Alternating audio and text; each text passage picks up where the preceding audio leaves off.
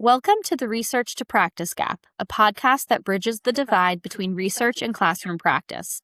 I'm Dr. Helen Flores, and each episode I sit down with an expert whose work informs education and translate their insights into practical, evidence-based strategies you can use in your classroom right away.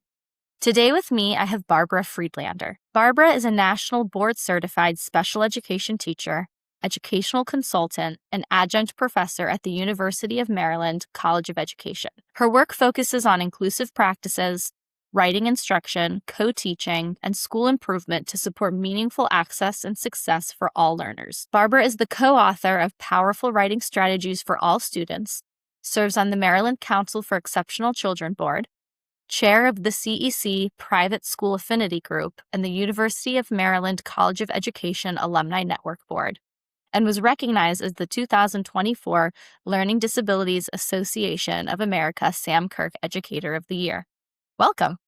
Thank you. I'm excited to be here with you.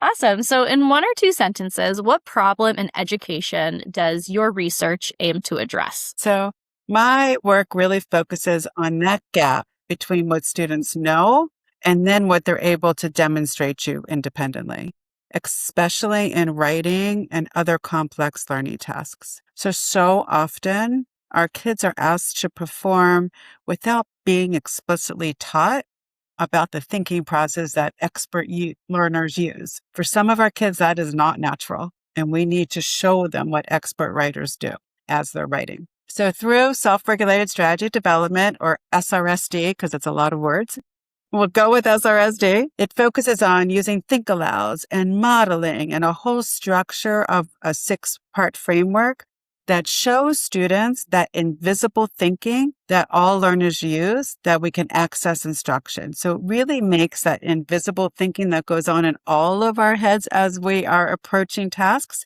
it makes it visible. Students can see it and know how expert writers and thinkers think. This is so interesting. When I started teaching students with emotional and behavioral disabilities, I really struggled with writing. And thinking back, I can sort of attribute that to executive functioning difficulties that a lot of my students had and other behavioral challenges, but writing was terrible for me. I hated teaching writing. Even my students that could write fluently, then that editing process, writing draft 1 and the final draft, it was so discouraging. And I don't think I learned about SRSD until my doc program. So it's really interesting to hear about it now and think about how I could have used this as a teacher when I was teaching. And what first drew you to this line of research? Was there a classroom moment that sparked it? I just happened to be at the University of Maryland when the founder of SRSD, Dr. Karen Harris, was a professor and just beginning her research on this area.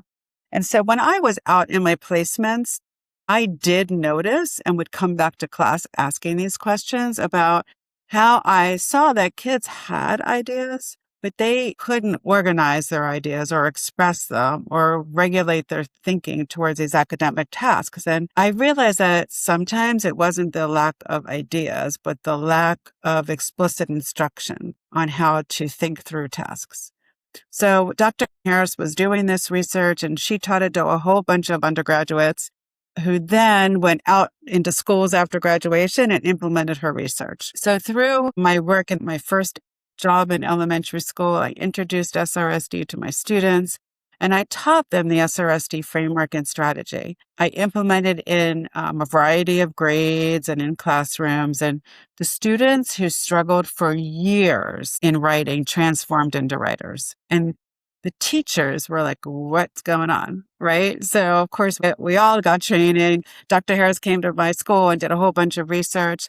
But really what it was is that I was modeling my own thinking for the students and providing that strategic support for them. I gave them this gift of explicit thinking that they could then make their own, and they could start to see themselves as writers. And so my spark for SRSD, once I got into my own classrooms, was like, it really, really does work. And so I'm going to keep at it because I know it works for them. And I could see it in multiple grade levels, multiple students that came to us with different varying disabilities. And so we just kept doing the work, and we've been doing the work in some form together for over 40 years. Wow. That's incredible. I don't think many people can say that the research they do, it was sparked by the person who created that strategy. So that's pretty incredible. And in a little bit, I'm going to have you sort of walk us through what SRSD is. But who should care most about this research? Teachers, administrators, teacher educators, policymakers, and why? So teachers are the direct users of these practices. Teachers have the greatest impact in the classroom.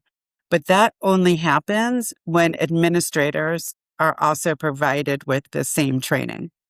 When the administrator understands SRSD and can be able to support it, use it in their observations, give the faculty feedback, make professional learning a priority for their faculty, that's when the real power comes in. So it's hard to say like who should care most, right? Obviously, teachers in the classroom are your most important player, but administrators need to support it. And it would be wonderful if our teacher prep programs would put a course into their curriculum. Everybody takes a reading class and everybody takes math. Everyone takes a behavior, but you rarely see writing in the curriculum for teachers. So teachers don't always see themselves as writing teachers. They don't feel confident themselves enough to teach it. So there's a whole framework of who, but a good example of how a school transformed their writing program is a school that I'm working with in Arizona. The head of the school is this amazingly incredible leader who reads a ton of research and remembers everything she reads. And she read the SRSD research, and she read the book that I co-authored with Dr. Harris and Dr. Graham and a few others called Powerful Writing Strategies for All, which is basically a book that takes all the SRSD secrets into one book on how to do it. Anyway, she reads the book and says, I want my faculty to know this. She said, my students are making progress in reading with our Wilson intervention, but they are still really struggling with writing. And my teachers are struggling with teaching writing. So I need to build the teacher pedagogy toolbox of strategies so they can enhance their writing instruction. So 3 years later, after intensive professional development, if you ask any faculty member in that school, not just classroom teachers, the counselor, the Spanish teacher, the PE teacher, anybody in that K-12 school, they will tell you they are confident writing teachers. And this only occurred because the head of school made professional learning a priority. She saw a need, she determined the evidence-based strategy that her faculty would benefit from, and she has honored that professional development commitment to them to bring SRSD to them and grow them as educators. So really top-down should care about SRSD. Yeah, and that's pretty incredible to think that every teacher in that school considers themselves as confident and knowledgeable about the writing process. Wow. So let's jump into what all of this is then. For listeners who aren't familiar with this line of research, writing and teaching writing and challenges that come with it, what are 2 to 3 key findings or important facts? So the first thing you should know is that SRSD is the only evidence-based approved writing strategy by Clearinghouse Works. There's been over 200 studies internationally across all grade levels and student backgrounds that have shown that explicit modeling and think-alouds improve student academic performance because they reveal the cognitive processes about learning. SRSD also has consistently demonstrated positive outcomes across writing, self-regulation, student motivation, and also transferring of those skills to different settings. So in other words, when students learn the strategy, they use it across classrooms independently. So a good example of this is when I was teaching elementary school and I taught it to my students. And when you're the special educator, you see them multiple grade levels too. So they'd had a lot of SRSD training by the time they walked out my door. But about September of the next school year, the middle school English teacher emailed me. I'm like, okay, is everything all right? Like, who's giving you a problem? How can I help you? Right? Immediately, I think something's going on. She's like, well, I gave an independent writing task to gauge their writing skills. And it was something like, what was the most exciting thing you did this summer? And about 4 or 5 of the students had an outline and they had this really cohesive paragraph and they had tree down the side and I didn't know what that meant. And then they told me all about it and they said that I should call you and learn about it because these 5 papers were the best papers in the whole 6th grade. Now, remember, these are students with learning disabilities, special ed, they had an IEP. they were identified as needing support, and yet they were the strongest writers in her sixth grade English class. And so that was actually the moment I really knew it worked, because they knew it was an opinion, they knew which mnemonic to use, and they knew how to outline and take it to a paragraph. So that was one of those proud teacher moments that you always remember. But that transfer happens all across the research. You will see them transferring it from class to class. And then although SRSD was originally designed by Dr. Harris specifically for students with disabilities, the research has shown that students with disabilities made significant academic growth. But around year 5 of the research in my classroom, I was doing a co-teaching model. So we ended up doing research on the whole class. And I think you won't be surprised to know that everybody made growth. Everybody in the class benefited. It really is just good writing strategies originally designed for students with learning disabilities, but now can be used across all students. There's a lot of studies going on with multilingual students now. So every student benefits from seeing expert thinking made visible. That's incredible, because I think about the things that I used to support writing when I felt like I was drowning as an educator. And I'm thinking of hamburger and fries. Like the meat and the details. And I've always been a decent writer, but I don't think once did I do a think aloud for how that process looked when I did it, even though I knew that was best practice for math and for reading and all of these other things. And it's interesting because it feels like this is universal design for learning. It's helping our most struggling, but it's helping all students. Writing isn't easy for a lot of people, for a lot of students, whether they have disabilities or not. So this is very cool. So if someone's listening to this right now, what are 2 to 3 practices or strategies they can try in their classroom to utilize SRSD, or at least parts of it? Right. To what you were just saying is actually interesting. The teachers will tell you they're better writers too after doing this. And I often say, how would I have ever written my master's thesis without knowing SRSD? Right? Like, I think we as adults become better writers too as a result of learning these strategies.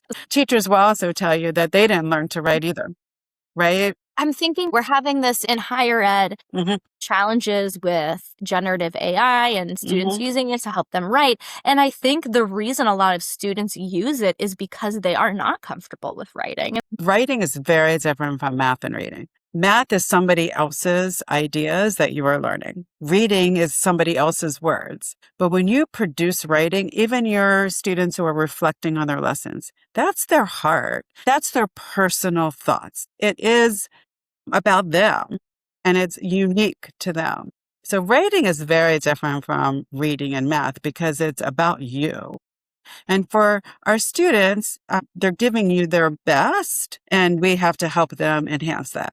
But it's very personal what we write, whether it's an email, whether it's a social media post or a reflection on your lesson or a newsletter. It's personal. It's our writing. We're the only ones that own it. So it's very different. Anyway, I'll go back to your original question, which are 2 or 3 practices that you can do. So first of all, SRSD is a 6 framework plan. There is no curriculum. So it's not something you buy.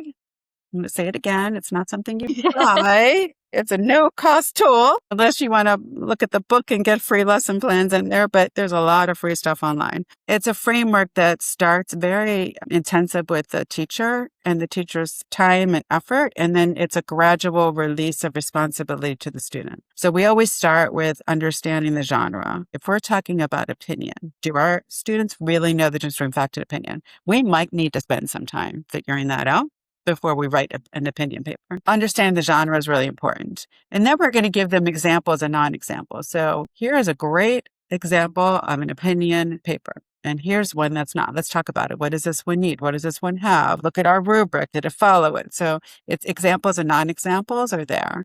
And then we're going to model how we do it, which is really thinking out loud. And in a second, I will do a quick model for you so you can hear what it sounds like. And then we're going to model, we're going to do a collaborative write, and then finally get to independent writing. So it starts heavy on the teacher and then a gradual release onto the students. The modeling is where the teachers sometimes feel uncomfortable.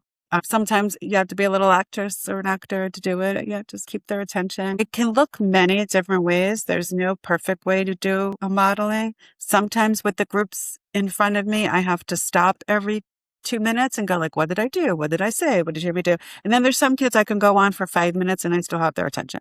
So you really have to know the kids in front of you when you're modeling. And that's this wonderful thing about SRSD is that it's flexible. And so it's about who's sitting in front of you at that moment in time and knowing them and the way they learn, and you can adapt it to them. So let's say, and I just did this recently with a teacher that I'm coaching on SRSD, they had just read Charlotte's Web. And the prompt was create hook sentences. She noticed after looking at all of their writing that it was a very boring beginning to their stories and essays and paragraphs. So she wanted them to build more exciting topic sentences. So we called them hook sentences because you're hooking in the reader, and we do all kinds of visuals. She asked them to think about the Charlotte's Web book and talk about a character that showed kindness. Yes, I'm going to put my teacher modeling hat on.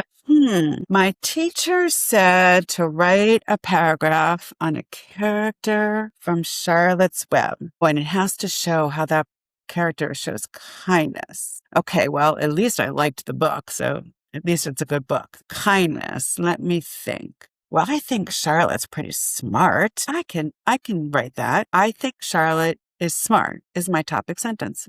I'm writing it on the board. Yes, that's a good topic sentence. Charlotte is smart. I remember my teacher said to reread the prompt again to make sure I'm on topic. Charlotte is smart. Well, that's true, but I was supposed to write about a character that shows kindness. Ugh, that was such a waste of time. Spent all that time on a sentence that doesn't even match the prompt. Now I'm never going to get this done on time. I hope I get to go out for recess. Well, I hope Johnny plays with me at recess. Wait, do you think they're going to have the balls at recess? Okay, wait. Recess is not what I'm supposed to be thinking about right now. I have to think about who in Charlotte's Web shows kindness. Okay, it's okay. My mom says it's okay to make mistakes, so I'm just going to keep going. Kindness. Well, Charlotte showed kindness to Wilbur. She was very nice to Wilbur. I will write, in Charlotte's Web, Charlotte showed kindness. Okay, that's my topic sentence. Go me. Okay, that's my topic sentence. But if I were the reader, I'm not sure I'd be very excited to keep reading. I want my readers to think, tell me more. I want to read more. So what is something really interesting about kindness? Can I ask a question? What would surprise the reader, maybe? I'm thinking. Well, Charlotte didn't say kind words, but she used her time and effort to help Wilbur. And that feels pretty important to me. Maybe I'll start with a question. Would you help a friend, even if it took a lot of hard work? Ooh, I like that, because my reader will stop and think. Now I just need to make a better connection to my topic. Okay, I'm taking my hat off now so you can kind of see how it works, right? And honestly, you're going to find this now that you're hearing this, but it doesn't matter what you're writing. There are thoughts that go into your head while you're crafting it. You're responding to an email thinking, is that the right tone? Is that what I wanted to say? Well, let me change that word around. Or maybe, I should start with a little bit nicer, like, how was your weekend? And then get into what I need from that person. So we have thoughts all the time that we say in our head when we're starting to write. We just don't realize it. And that's what expert writers and learners do. But our kids, specifically with learning disabilities or dyslexia, don't have those thoughts built in. And so we need to show them and make it visible so then they can put those thoughts in their head as they write. That was so neat to see, Barbara. It's so clear that you've done this for a few years and that you must be an excellent coach for the teachers and the schools that you work with. It's fun. Yeah. It made me think of a lot of things about how I can use it now, how I could have used it in the past. But it is so powerful to hear that your example with the email. Yes, I do that every single time I send an email. And to think that we teach, like you were saying, we have a reading course, we have math courses, we teach these things in very explicit ways. But oftentimes, I'll just speak for myself, I never thought about modeling that part of the process. Mm-hmm. I modeled, you read the prompt, you figure out what it is that you're doing, and then you write. And maybe I had a checklist or maybe a graphic organizer. but I was really missing that piece of thinking through as I'm writing. That sort of internal monologue as a student, the labor of making sure, okay, I wrote something down, but did it connect to the prompt? Is it what's being asked? Is it interesting? All of those other things that fit on a checklist, but we don't always model that think through of it.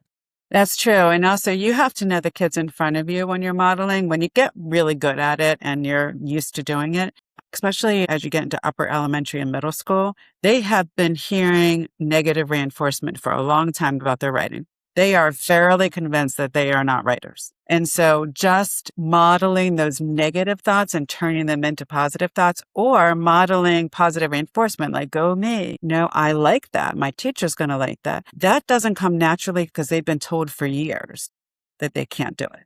So sort of switching that mindset also makes a really big difference. I really like that, Barbara. Do you have any more concrete examples of how you've seen this used well?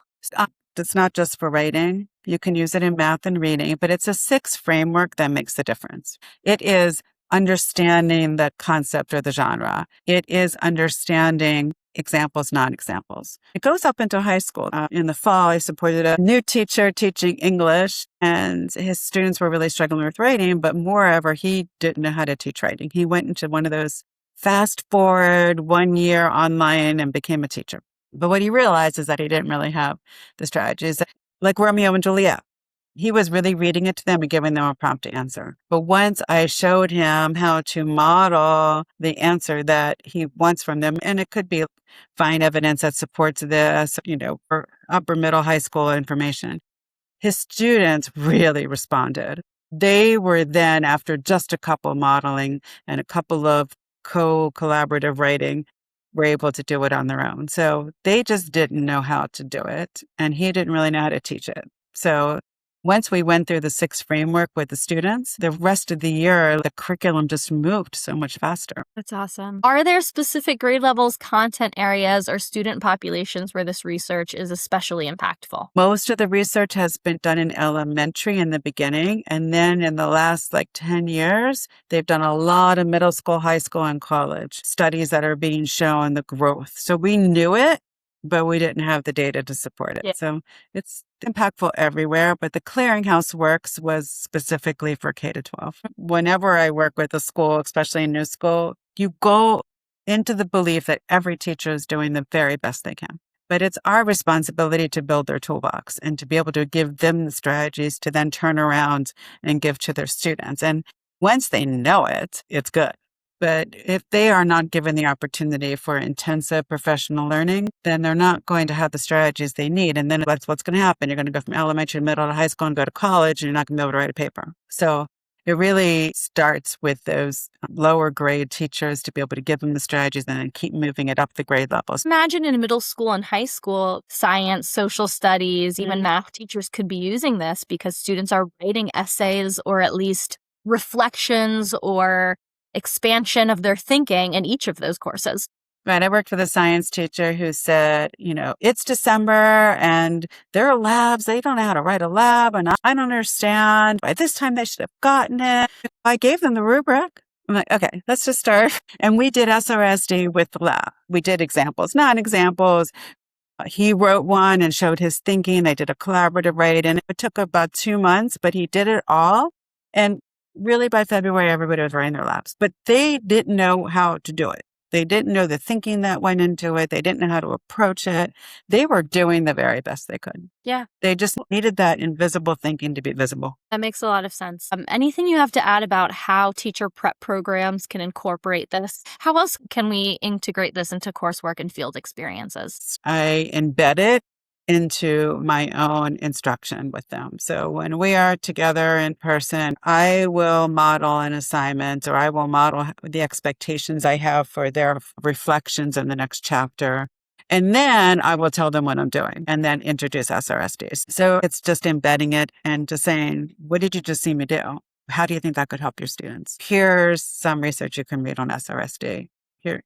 Here's a video. Just being able for them to see it and understand it and take it back to their schools, whether it's a practicum or back into their classrooms. Yeah, that's a great idea. For in-service teachers, what barriers might they face when trying to use this? And how could they overcome them? in general, teachers feel pressured by the curriculum and the pacing guides. And I think I don't have time for that. It's not directly in my curriculum and it's not directly in my space in those guides that say I have to have this done by this time and this done by this time. How am I going to do it all?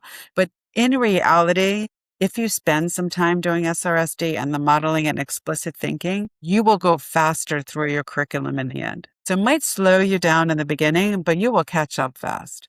Time is always the factor for everything that teachers do. We don't have time. In this way, if you put the time in, then you will find the benefit on the other end. And then the other thing is that most curriculums, and I've been looking at a lot of curriculums as I am supporting and coaching teachers, it will say, do this, this, and this really explicitly. And then it says model, and then it moves on. So even the curriculums don't necessarily tell you what modeling means. And so most people just skip it because they're like, oh, I don't really know what they mean by that. Or I'm just going to show them how I did it, but not necessarily how you thought about it while you were doing it. And so when it says model, think about our conversation today. It is neat to think that curriculums technically already have this embedded then. Mm-hmm. We just need to be much more intentional maybe about how we actually model and taking the time to do it. Because it is hard. There's so much that we have to do as teachers. And I love that this is no cost also. And there's a lot of resources online that teachers can find, because I know as a teacher, I would go to a website such as What Works Clearinghouse or something like that to try to mull through the interventions to figure out what I could do because something wasn't working. And oftentimes I was met with things I had to be paid for or things that I couldn't find a lot of resources for. And it was more discouraging to try to figure it out. So I love this idea that we can use this often and all the time and embed it. And Dr. Harris has been very diligent about it not being a costly strategy to use. We did write a book and put all kinds of lesson plans in there.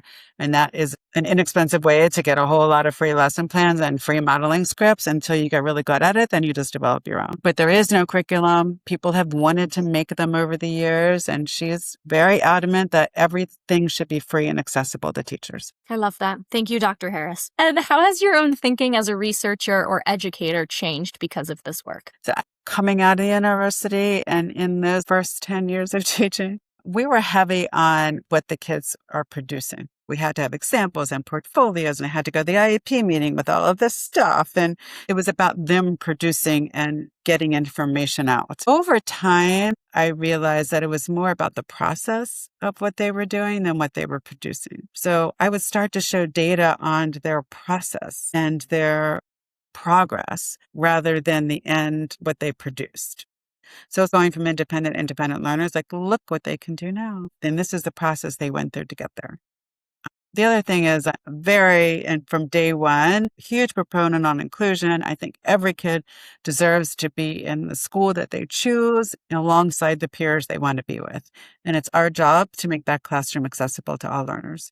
So SRSD, an example of making it that way. There's a whole bunch of other research out there like scaffolding and all the UDL and retrieval and spacing and all these strategies that work. SRSD is one of those that really works to keep kids in the classroom with their peers. So my viewpoint grew as I grew as an educator and really thinking about the process kids went through rather than the ultimate product. It's great. And I love that as a special educator because my students writing to an untrained eye or an administrator eye or a parent eye that might not know, maybe they're still only writing 3 or 4 sentences from beginning to end of the year. But these other pieces, is it more on topic? What was their planning process, their editing process, their thought process? Is a really nice way to think about the progress they're making. So what questions remain unanswered? What are you all studying next with SRSD? So I actually just recently talked to a doctoral student. She is doing work on executive functioning on SRSD. So it makes sense that your executive functioning improves after you learn SRSD, but there just hasn't been peer-reviewed research to show it. So I'm really excited for her research to come out. There's also a lot of research going on multilingual students and some international studies. We have a lot of mnemonics that we have built for all kinds of writing, reading, math, and all kinds of research. But how do you take that into a different language? Yeah, that's very cool. All right. So I guess last, where can educators go to learn more about your work? I know you're doing a lot of different things. So Tell us about it. Yeah. So first of all, my business is Friedlander Education, friedlandereducation@gmail.com. I love talking about teaching and learning. So email me if you want to talk about teaching and learning.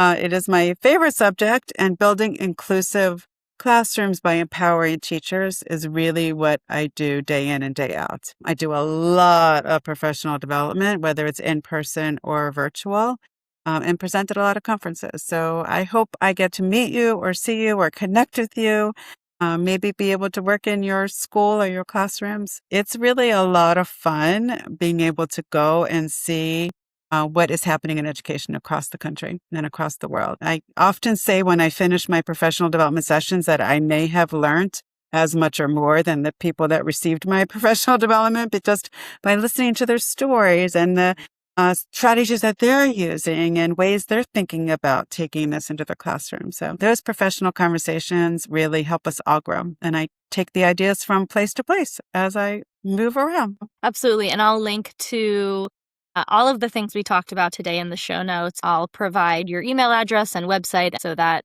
any listener that's interested will have that information. That'd be great. Thank you so much. Yeah, well, thanks, Barbara, for joining us today. This has been chock full of information. Yes. Happy summer, everybody. Thank you for listening to the Research to Practice Gap. If this episode challenged your thinking or gave you something practical to try, share it with a fellow educator. You can find us on Instagram, TikTok, YouTube, and Facebook at the Research to Practice Gap, and subscribe anywhere you listen to your podcasts so you never miss an episode. If you have any questions, feedback, or would like to be featured on the podcast, you can reach out to us at research2practicepod@gmail.com.